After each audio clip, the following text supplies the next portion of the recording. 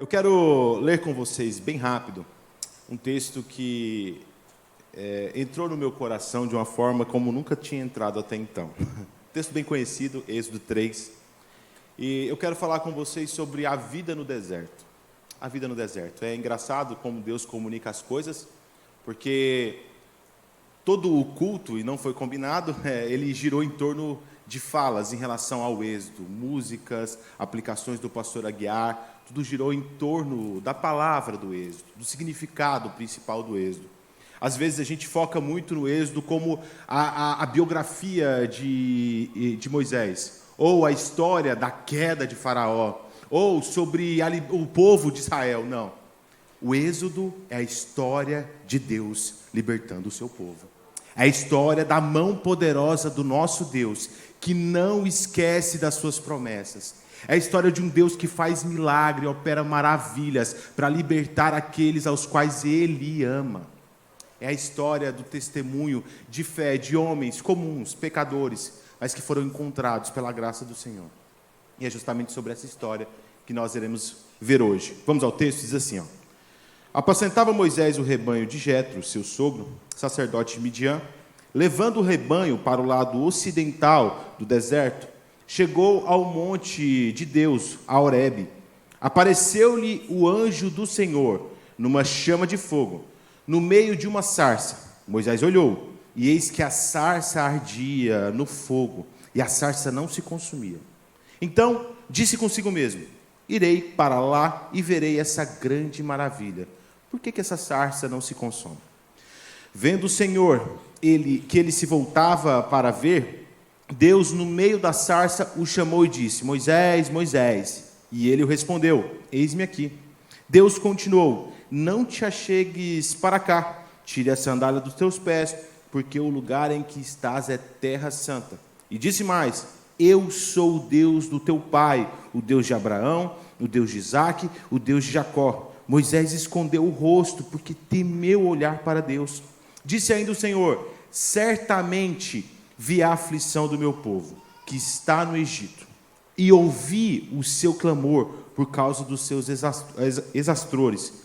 Conheço-lhe o sofrimento, por isso desci a fim de livrá-los da mão dos egípcios e para fazer subir aqueles da terra ao qual eu separei, terra boa e ampla, terra que mana leite e mel. Pai, a Tua palavra, Jesus, ela é maravilhosa. A Tua palavra é um memorial de promessa, de certeza, de que a Tua misericórdia não nos desampara. Por isso, que a Tua palavra venha falar aos nossos corações, no nome de Jesus. Quero contar uma história breve para vocês. Existia um homem que tinha uma casa, e essa casa era dele. Ele era proprietário daquela casa. Chegou um dia, o diabo apareceu e bateu na porta. E aquele homem abriu a porta e se assustou. O diabo olhou para ele e falou assim: olha, eu estou de passagem aqui e eu quero pedir um cômodo da sua casa. Deixa eu morar na sua casa. O homem se assustou com aquela figura demoníaca e falou: de jeito nenhum, jamais. Não, pode ir embora. Fechou a porta e voltou para os seus afazeres. No outro dia, o diabo chegou e falou assim: olha, bateu na porta de novo e falou assim: olha, eu quero só o teu sofá. Eu não preciso da sua casa, eu não vou subir na parte superior, eu não vou me meter nos demais cômodos, eu só quero o teu sofá. Aquele homem parou, pensou: o sofá é só uma partezinha, né? Mas recobrou a consciência e falou: não, pode ir embora. Fechou a porta de novo. No outro dia, o diabo de novo. O homem abriu, já cansado daquela barganha, daquela situação, da insistência do diabo. E o diabo chegou e falou assim: olha, eu não quero a tua casa, eu não quero algum cômodo da sua casa, eu não quero nem o teu sofá. Eu só quero te pedir uma coisa. Está vendo aquele preguinho bem na parede? Aquele preguinho. Eu só quero aquele prego para eu morar. O homem já desgastado da insistência do diabo, olhou para o prego, olhou para o diabo e disse: olha, o que é um prego, não é mesmo? Vou te dar, pode ficar com esse prego. O diabo saiu. Ele não entrou na casa, ele sumiu. No entardecer, chega o diabo com uma carcaça de um animal morto, putrefado, fedido. Abre a porta e pendura naquele prego. Aquele homem começa a sentir aquele cheiro horrível, aquelas moscas pairando, ele se assusta e vai perguntar para o diabo: você está ficando maluco? O que você fez aqui? Que você está acabando com a minha casa? O diabo responde para ele: não, com a sua casa não. Eu só estou no meu preguinho. O nosso erro é achar que o diabo ele vai aparecer para a gente todas as vezes assim, como nessa história, como um capetão de chifre vermelho. Se tem uma coisa que o diabo é astuto. Isso Paulo afirma na carta aos Efésios, no capítulo 6, verso 11, ele diz: revestivos do poder de Deus, das armaduras de Deus, para você conseguir resistir às astutas ciladas do diabo. Na história que eu li, o começo da história, os 2 primeiros capítulos do livro do Êxodo, é um resumo de tudo que Deus tinha feito até então. Em 2 capítulos, nós temos aproximadamente aí, pelo menos uns 450, 430 anos de história. Às vezes a gente passa por esses 2 capítulos e lê de forma muito displicente, não se atenta para o quanto tempo foi que passou. E nesse tempo todo, Deus agiu de forma silenciosa. O texto ao qual eu li, no capítulo 3, nós temos uma aparição milagrosa do Senhor, maravilhosa, ao ponto de Moisés não conseguir ignorar, Moisés olhar e querer se aproximar e começar a conversar com aquela sarça e responder aquele arbusto, de tão maravilhoso que era aquela cena. No entanto, antes disso, muita coisa aconteceu. Antes de você chegar nessa igreja, muita coisa aconteceu. Antes de você escolher por Jesus, ou decidir frequentar aqui mesmo sem escolher por Jesus, muita coisa aconteceu na sua vida. A sua vida não começou hoje. Você é o acúmulo dessas experiências, dessa vida que passou, dos dias, das relações que passaram, dos encontros que você teve, dos traumas que você viveu, das vitórias que você viveu, dos fracassos que você enfrentou. Você é essa somatória. O seu passado, ele não é algo irrelevante, ele é algo importante. E muitas pessoas são presas no passado. Muitas pessoas vivem presas no passado. Um dos maiores sucessos de Satanás foi em trazer no inconsciente das pessoas uma ideia de que a vida pode ser dividida em blocos. Divide em blocos. Eu tenho a minha vida antes de casar, eu tenho a minha vida antes de assumir a responsabilidade com a minha esposa, eu tenho a minha vida no tempo quando eu era criança, eu tenho a minha vida do meu trabalho, eu tenho a minha vida da minha casa, eu tenho a minha vida junto com os meus amigos, eu tenho a minha vida semanal, que eu separo uma vez durante a semana para vir e cultuar ao Senhor. Nós fragmentamos a nossa vida, mas isso é uma ilusão, é uma astúcia do diabo. Sabe por quê? Porque você é um ser completo, você é um todo. O seu trabalho faz parte da sua vida. A sua vida relacional faz parte da sua existência. E de igual modo, a forma como você encarar o culto e o relacionamento com Deus também faz parte da sua vida e soma as experiências ao futuro, ao fracasso, ao sucesso da sua existência. O diabo ele tem muito sucesso nisso, porque muitas pessoas vivem separando a vida, achando que a vida não tem consequência de nada. Moisés é um belo exemplo disso. Moisés é um homem que nasceu entre 2 mundos. Moisés é aquele que foi, de forma bem breve, eu vou fazer um resumo da vida dele. Foi aquele que nasceu em um período onde a ordem era matar todos os meninos recém-nascidos. Essa era a ordem do faraó. Todos os recém-nascidos de origem hebreia deveriam ser mortos.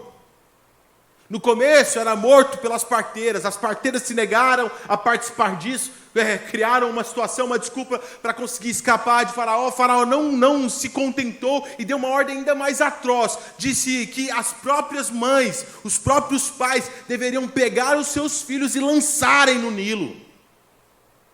Essa era a ordem.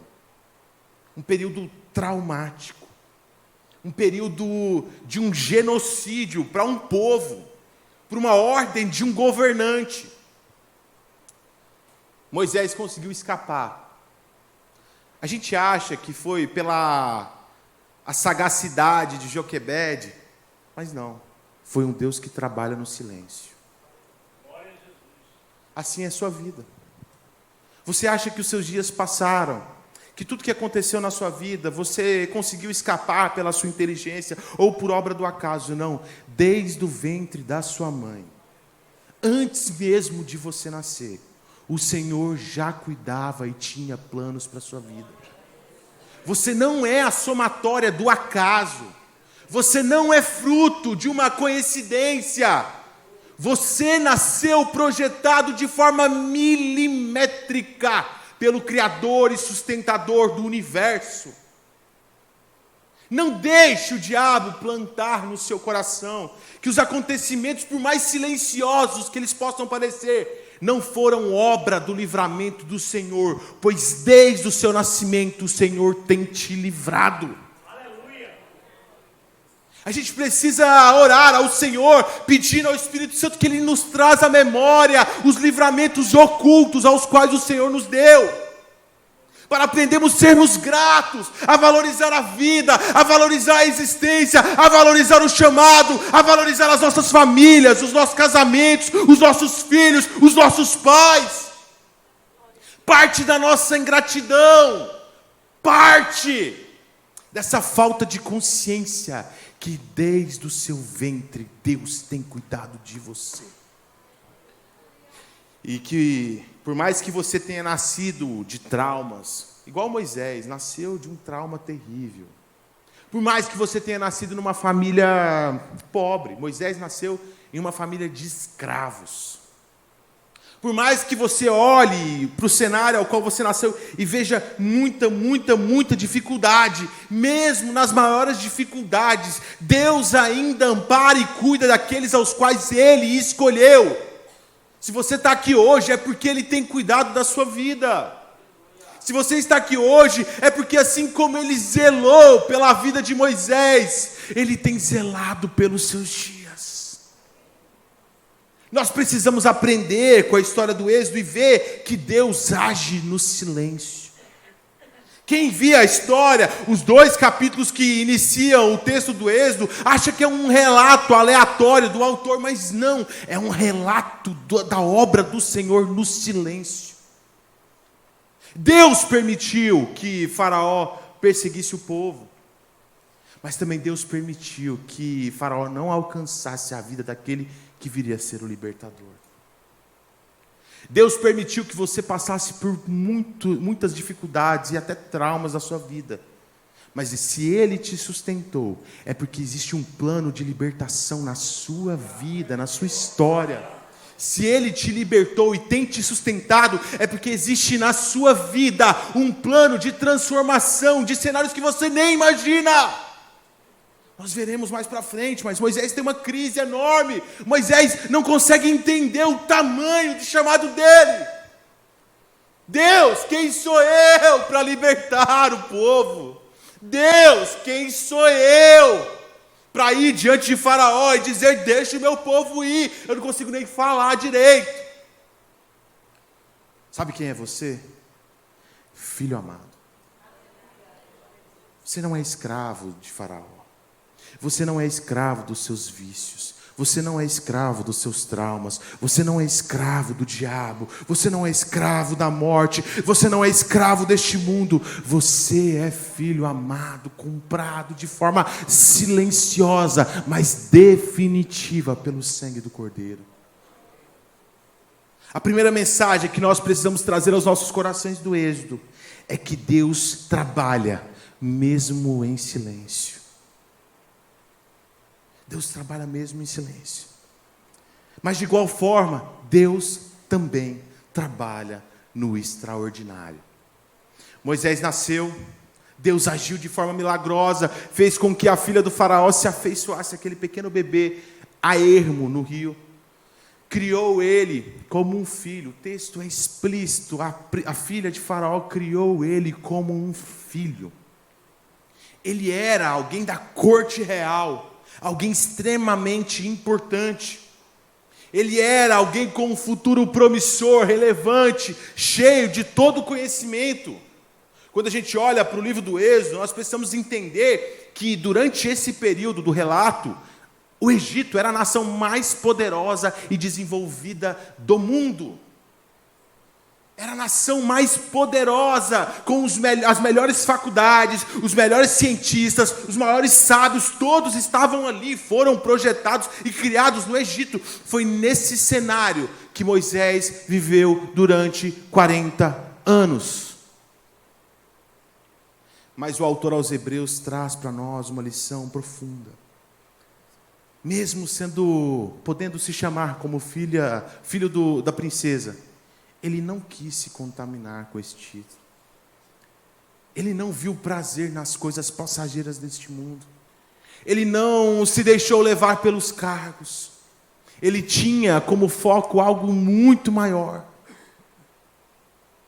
Moisés, mesmo que de forma precipitada, mesmo que agindo pelos seus impulsos e sobrevivendo das consequências desse impulso, no seu ato de matar aquele homem, aquele guarda egípcio, nós vemos que ele tinha no seu coração um zelo pela promessa que foi dada ao Senhor. Ele teve um rompante de ira, foi lá, matou aquele guarda hebreu, aquele guarda egípcio, sofreu as consequências, teve que vagar, saiu. Ele era nem mais o egípcio, também não era reconhecido como hebreu, ele era um homem que vivia no deserto. Um homem que teve a sua identidade completamente desfigurada. Um homem que não era mais digno dos palácios, mas também não era digno de se encontrar em um povo. A prova disso é que quando ele teve um filho, ele deu o nome ao seu filho de Gerson. Eu sou peregrino em terra estranha. O filho dele estava lá. A esposa dele estava lá. Ele tinha os seus bens lá, mas ele não se identificava com aquele lugar. E esse ato de Moisés não foi um momento de melancolia e tristeza, foi um momento de consciência, que as coisas são passageiras, que eu não devo me apegar àquilo que o Egito tem para me oferecer, e também não devo me apegar às minhas emoções justiceiras. Nós somos passageiros nessa vida, nós somos peregrinos nessa vida. Você pode não achar, mas a morte é a única certeza que você tem. Você pode não pensar nisso cotidianamente, não deve pensar nisso, mas a morte, ela é a certeza de todos os que vivem. O que vale nessa vida é o que tem peso eterno. Mas quantas vezes a gente gasta mais tempo com aquilo que é passageiro do que com aquilo que é eterno? Quantas vezes deixamos que aquilo que é passageiro roube a nossa alegria, roube a nossa satisfação, roube os nossos momentos de relacionamento com Deus, roube o nosso interesse de viver a comunhão da igreja, de nos empenhar mais, de servir mais, de nos entregar mais, de ser mais fiéis ao Senhor. Quantas vezes nós deixamos com que essas emoções passageiras abafem, suplante,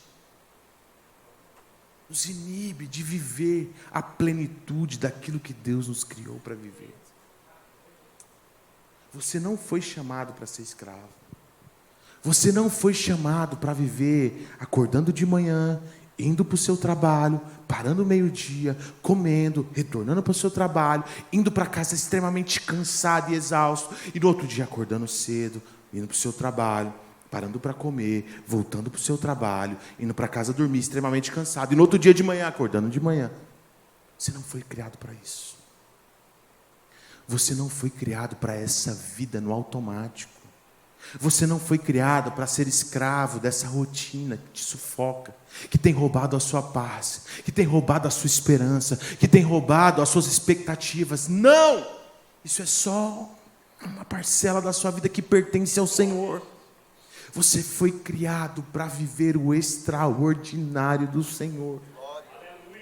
Você foi criado para escutar a voz do Senhor diante da sarça, para escutar o chamado, a grande comissão do Senhor, dizendo que você é filho amado, que você é o Deus dos nossos pais, que Deus te comprou, que Deus, Ele se importou.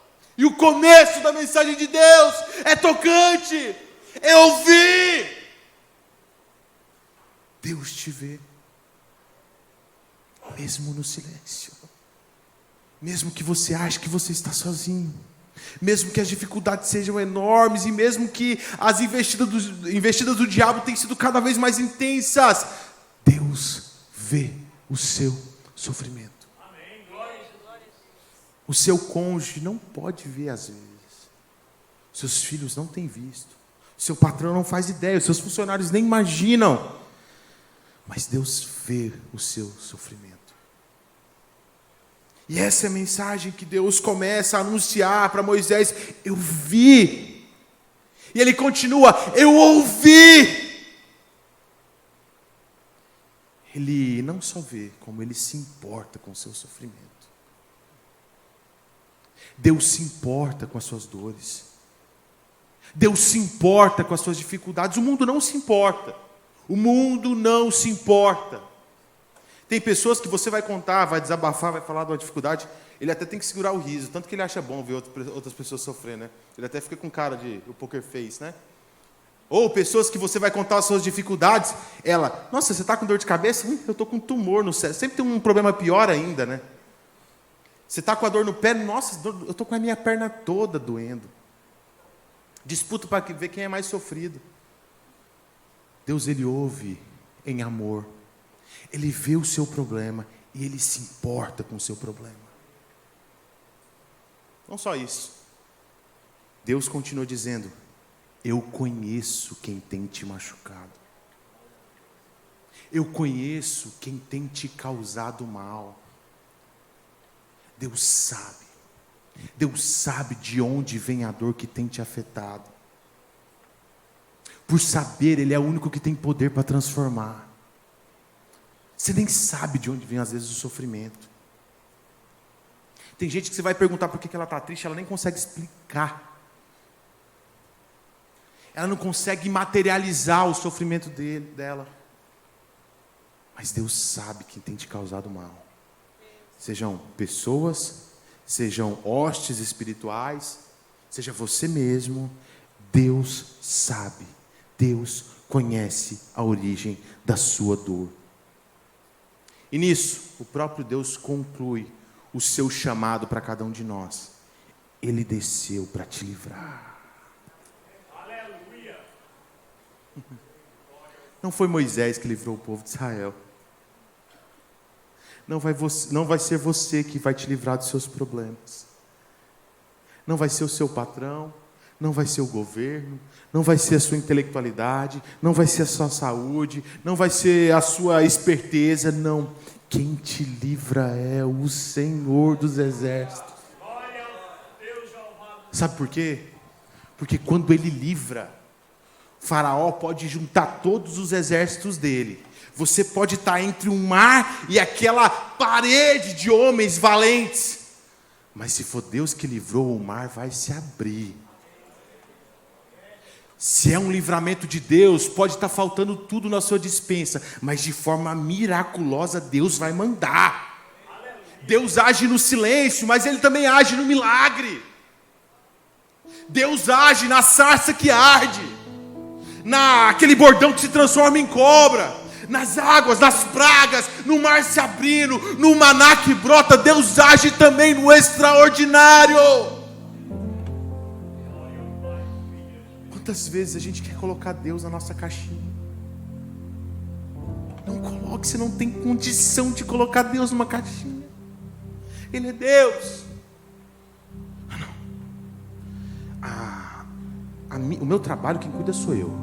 Eu vou pedir para Deus curar só a minha saúde. Não. Ele quer a sua vida toda.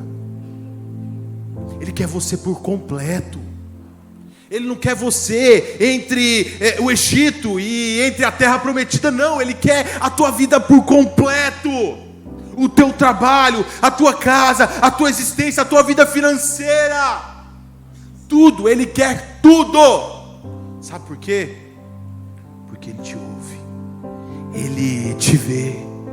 Ele se importa com você. Ele sabe a origem da sua dor. E Ele desceu para te livrar. O livramento do Senhor, Ele é definitivo. As estratégias mundanas são tão falhas, tão limitadas, precisamos cantar como salmista: se não for o Deus de Israel, em vão vigia a sentinela. Se não for o Deus de Israel, em vão trabalham os trabalhadores. Se não for o Deus de Israel, toda a nossa vida é correr atrás do vento. Se não for o Deus santo que te libertou, você pode se esforçar do tanto que você quiser, você pode se empenhar o tanto que for, que no final você só vai encontrar mais perseguição, mais dor, mais sofrimento e mais vazio.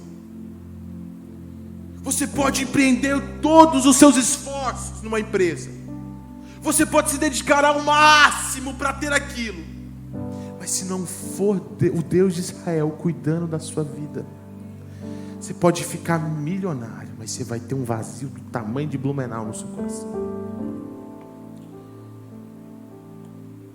Se não for o Deus santo que liberta de forma completa, você pode arrumar um casamento que você tanto quer, mas esse casamento não vai preencher o seu vazio. Se não for a libertação completa do Senhor, olha para mim, se não for a libertação completa do Senhor, você vai continuar pulando de escravidão em escravidão, escravo dos seus sentimentos, escravo dos seus desejos, escravo do dinheiro, escravo das suas ambições, escravo da cobiça, escravo dos desejos carnais, escravo da bebida, escravo do álcool, escravo do fumo, escravo da pornografia, escravo de tudo. Se não for Deus para te libertar, só que a libertação de Deus, e aqui eu finalizo, ela é diferente da libertação do mundo. Quando foi dada a alforria para os escravos negros do Brasil, foi assinada uma carta que era proibida a escravidão. Mas eles continuaram com a mentalidade de escravo. Eles não sabiam viver outra vida. Da mesma forma como quando Deus mandou Moisés, Deus não estava propondo para eles uma carta de alforria, para que eles deixassem de ser escravos de Faraó e na primeira esquina se tornassem escravos de outra pessoa. Deus estava libertando eles da escravidão física, mas também da escravidão espiritual. Pior do que ser escravo de forma física é ser escravo na sua mente. Da mesma forma como Deus libertou Israel naquela noite da escravidão de Faraó, mas também da escravidão da mente de pecado, Jesus Cristo, quando Ele te salvou, Ele te libertou das correntes do pecado, das correntes de Satanás, de uma vida de morte e escravidão, e te trouxe para a maravilhosa luz. Mas cabe a você persistir nessa luz. E se você ainda não decidiu, se você se sente escravo do vazio, da dor, da dificuldade, do sofrimento, eu quero te apresentar esse Jesus. Eu quero te apresentar esta verdadeira libertação. Libertação que o dinheiro não pode te dar. O dinheiro pode comprar aviões, mas o dinheiro não abre o mar. O dinheiro não preenche vazio. A posição não preenche a dor. O dinheiro não faz ninguém ressuscitar. Mas Jesus, naquele grande dia, irá ressuscitar todos os filhos amados e comprados pelo sangue do Cordeiro.